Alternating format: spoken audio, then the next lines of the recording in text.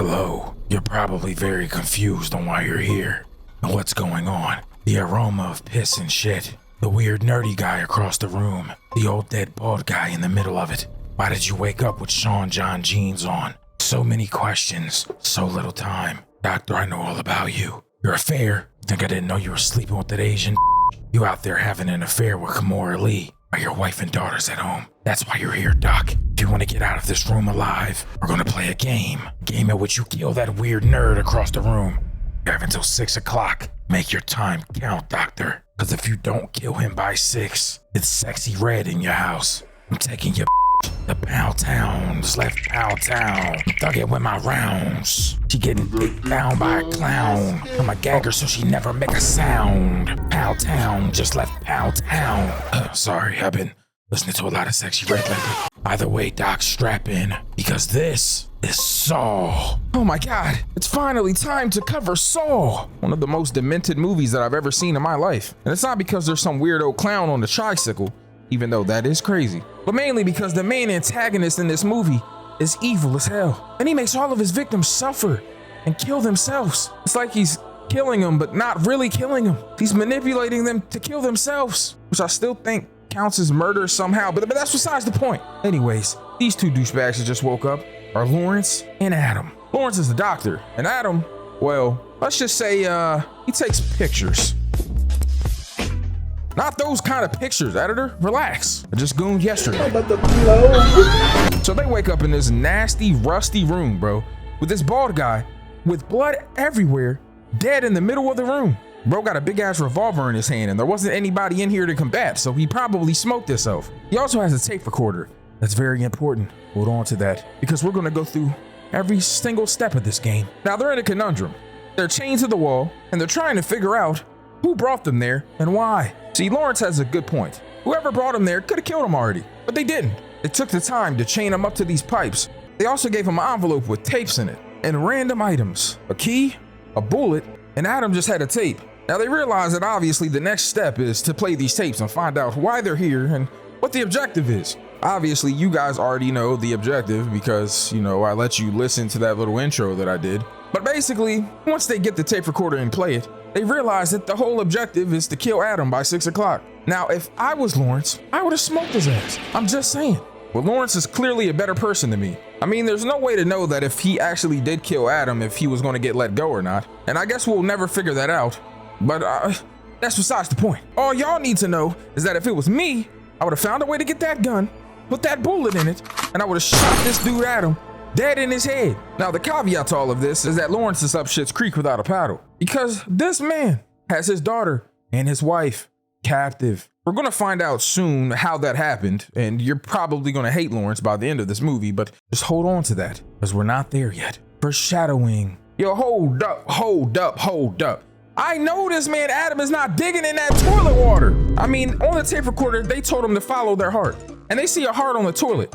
Why wouldn't you, I don't know, take the back of the toilet off first? What was your first instinct? Let me dig in the dirty ass poopy toilet water. Anyways, he does take the back off of the toilet, and he finds 2 saws. Get it? Saw. All right, anyways, that doesn't really matter. There's also some other items in this bag, but they're not relevant yet either.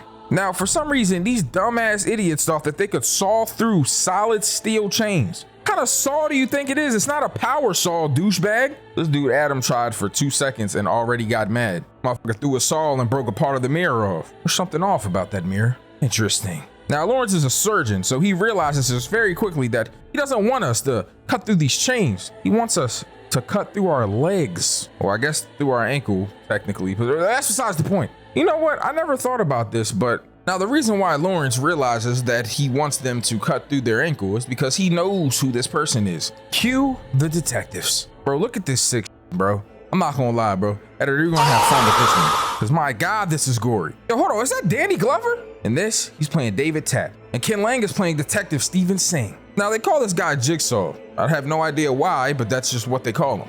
And for some reason, this guy sets up these atrocious games and makes these people kill themselves. Like, look at this guy. He told him he had a certain amount of time to get from the front to the end of this maze, but it's all covered in razors. I heard that you tried to kill yourself the other day. You put a razor to yourself. Did you really want to die? Prove it to me, fat boy. Yo, you ain't gotta call me fat, cuz. You have until that timer hits 0 to get to the end of this maze. Bet if I put a Wendy's 4 for 4 at the end, you'd breeze straight through it. I ain't gonna lie, I could use a 4 for 4 right now, cuz. But what about this guy who had to go around the room and look for numbers on the wall using a candle when he had a flammable substance on him? Now, the reason why Lawrence is involved with all of this is because his pen light was found at the scene of the crime, but he had an alibi. The fact that he was having an affair with his wife, with his worker. It's kind of crazy when you think about it, but not really though, because that's what doctors be doing. They be finding very attractive women and they sleep with them. Man, you just gotta be real, Lawrence. Like, where were you at, bro? Man, I don't want to talk about it, man. Like, come on, bro. Keep asking me all these questions, bro. Like, I just wasn't home. That's all I can say, but I wasn't there. Man, you gotta tell me or they gonna put you in prison, man. Straight up and down. What was you doing, man? You was at one of them fentanyl parties again? Man, nah, bro. That was only one time. Look, man, I was with a woman, man. You was with a woman? Don't you got a wife? Yeah, I got a wife. Don't you think I know that? That's why I don't want to tell y'all, bro. I ain't gonna lie, I was in there with an Asian joint, look like Kimora Lee. I was breaking her ankle loose, baby. He was in there for rush hour too. And just like that, Lawrence had to go free because he had a solid alibi. Now, of course, they had to let him go, but they didn't want to. So they made him listen to this witness testimony before letting him go. To maybe, I don't know, jar his memory or to help him figure out if maybe he just forgot some. So we find out about this girl who survives Jigsaw. All she had to do was get a key, unlock this big contraption off of her head.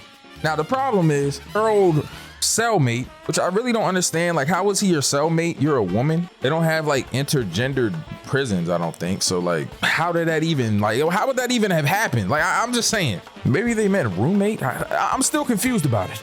Either way, she had to cut into his stomach to get the key, which is crazy because he was still alive on an opiate overdose. Motherfucker couldn't feel nothing, but he had to sit there while she cut into his stomach. Obviously, Shorty did it because she's alive, opened the thing off of her head, and she thanked Jigsaw, said that he saved her, helped her, gave her new meaning to life. Man, hell no. This is crazy. Yo, Shorty was in there crying like that one dude on the intervention. I still love you. So you was a drug addict, right, man? Yes. I mean, how you feel now? Like, are you grateful for life? Help me. That would have been enough for me. Even seeing that one time, I would have been like, yep, never messing with this Jigsaw dude. Now this guy Adam gets to tweaking out after this because he thinks that maybe, just maybe, Lawrence is up to this. That he's the one that got him in his room and he put him in here himself. Motherfucker, you think I'm gonna chain myself up to a pipe? Now, in the midst of them arguing and Adam tweaking out like he's on a perk bench, they realize that there's a two-way mirror and that there's somebody watching them. Now, this person that's watching them is very relevant. He's done a lot of messed up. And you're gonna find out very soon just exactly who it is. And by soon, I mean literally right now. Here's Lawrence's daughter. Oh, look at her. Just sleeping, having a grand old time resting. Mommy, there's a scary man in my room. Can we go get Dad and get the scary man out of my room? Oh, honey, hold on. Honey, she wants you to check her room. She said there's a scary man in here.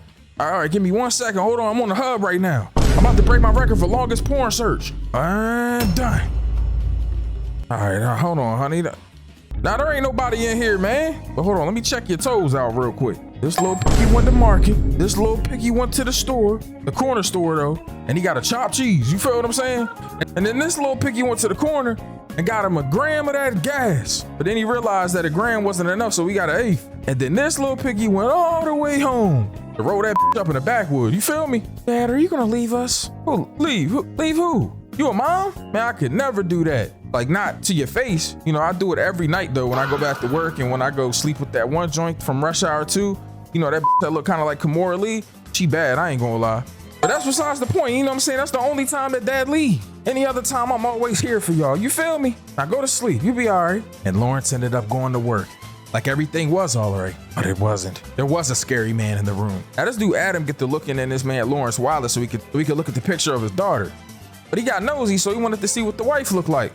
By nosy, you know, wasn't really nosy once you had the context of everything, but that's besides the point. Either way, he looks for this picture that this man Lawrence was telling him about, and oh my God, it's a picture of his wife and daughter gagged and tied up. I told you there's a scary man in the room, Dad. This was in there the whole time in the closet. Told you, dumbass, and you didn't listen to me. Now look, I got you tied up, your daughter tied up. I got a stethoscope listening to your heartbeat and stuff. I can hear your heart crying out to me. All right, my fault. I know that my singing is terrible, but I just had to let y'all know that that reference was relevant to what's going on here. This motherfucker listening to the heartbeat while he pointed the gun at the mom. Yo, this dude is sick.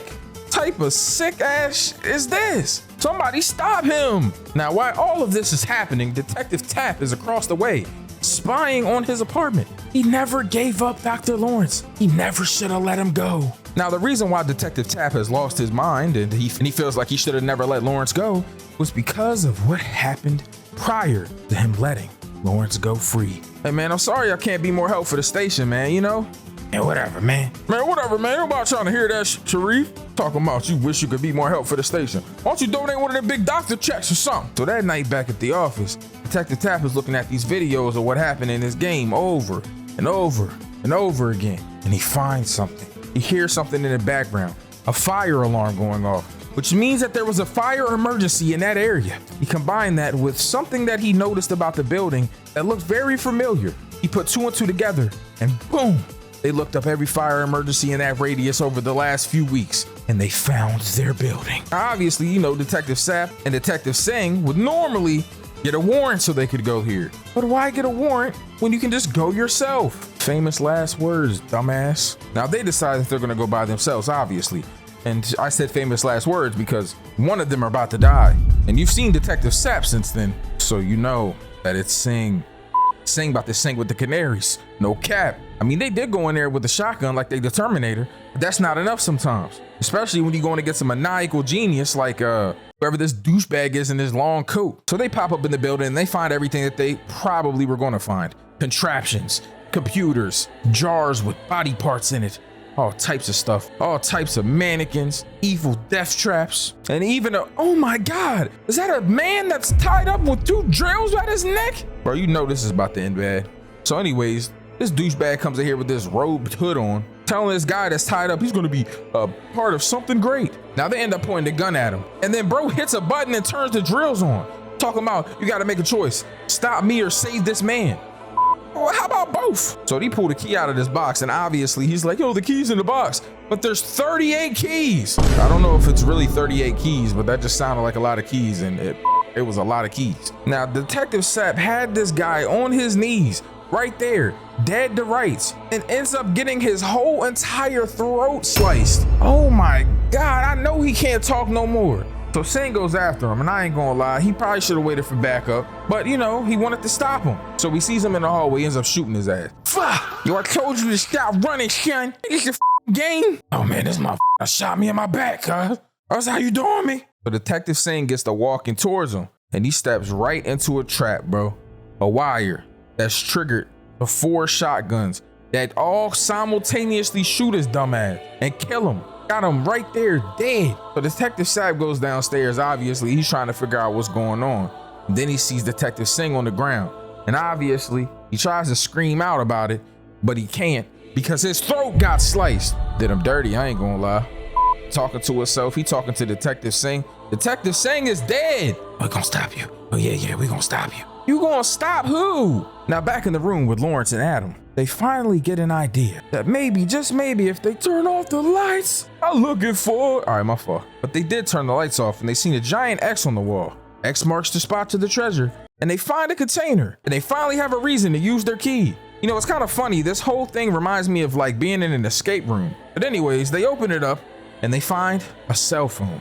Now, this cell phone is only supposed to be used for incoming calls, which is kind of funny because I'm like, what if he just never found the phone? Those calls that get made to him later probably would have never even happened. It's like this dude planned every single thing out perfectly. Now, there was also some cigarettes in the thing.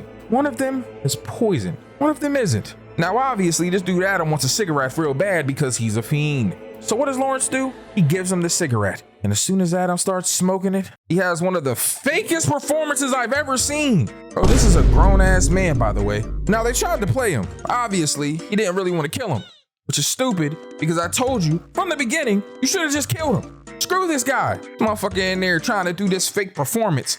Oh my God. Just to get electrocuted. I guess they put the electrocution in on these chains just in case, you know, he tried to pretend like he died. I mean, it's also a way to just subdue them whenever they get the tripping, but you know, that's besides the point. Either way, they shock him and they realize that he's clearly not dead. Bro, they did all of that for nothing. But anyways, at this point, after getting electrocuted, Adam realizes exactly what happened to him. He was in his room developing all these pictures. Remember, I told you he's a photographer. And then the lights get cut out. So he takes his camera and he starts walking around using the flash as a flashlight. That's a pretty smart idea, actually. I mean, for him, because he's an idiot, you know, the bar's pretty low, I'm just saying. But he gets to walking around, shooting his flash, trying to find out who's in the room with him. I'm gonna be honest, I just don't understand white people. They get this idea like, oh, there's somebody scary in here with me. Let me go try to find them. Instead of, hey, there's someone scary in here. Let me leave. They even had the Jigsaw puppet in there. Nope, as soon as I seen that would have been enough for me. Why haven't you left? All bro got is a baseball bat. You think that if somebody broke into your house, put a weird clown puppet in a chair, and then hid, that they wouldn't have some sort of, I don't know, plan against you? Anyways, long story short, that scary ass thing with the pig head attacked them, and that's how we got here. Now after this, Lawrence gets a phone call finally. Pick up the phone and go, pick the phone up, cuz. Hello? Daddy? Daddy, please, a scary man has me. Please help me. Diana, put Diana on the phone. Larry? Is Adam there? Yeah, why? Don't believe Adam. Don't believe his lies. He knows you. He's known you this whole time. Diana, where'd you go? Oh man, I need some of that pull.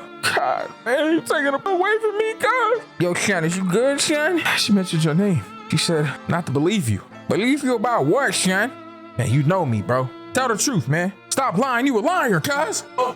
Yo, I'm a liar, son. What was you doing last night, son? You recall getting your picture taken in the parking lot?